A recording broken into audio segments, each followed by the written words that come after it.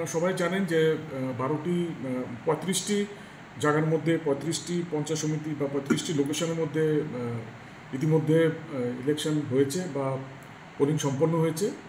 এখন 8 তারিখ যে সম্পন্ন হলো, এখন 12 তারিখে আমাদের কাউন্টিং এবং এই লোকেশন হচ্ছে 35টি কাউন্টিং ভেনিউ।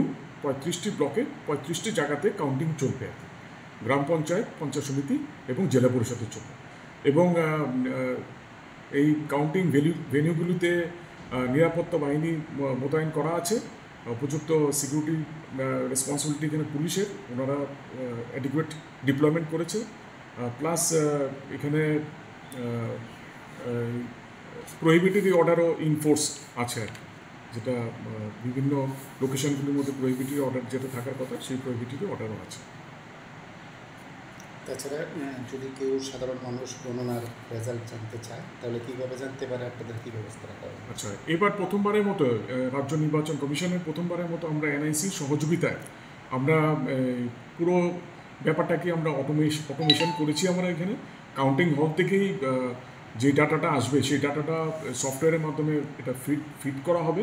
ফিট করলে অটোমেটিক্যালি পাবলিক এটা ভিউ করতে পারবে। যে কোনো জায়গায় কেউ যদি তথ্য জানতে চায়, যে গ্রাম পঞ্চায়েতের আসনে হোক, পঞ্চায়েত সমিতির আসনে হোক এবং জেলা পরিষদের আসনে হোক, তাহলে একটা আমাদের সাইট আছে sec-results.tripura.gov.in।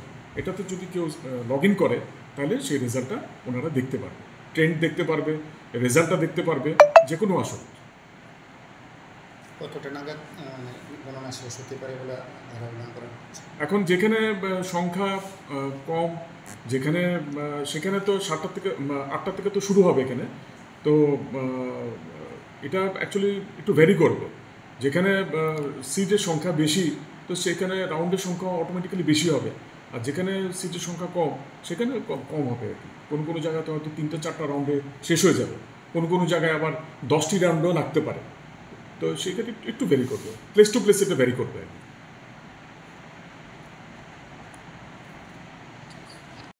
ডিইউ সারা কেডা কাজে রিটার্নিং অফিসার এআরও আছে না? আরও সাথে তো এআরও আছে।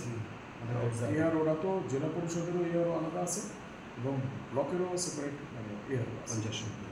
আর অবজারভার তো সব জায়গায় মানে গণনা লাগে আলাদা আছে। Subscribe to Tripura Info and press the bell icon so that you never miss any latest updates and news on Tripura.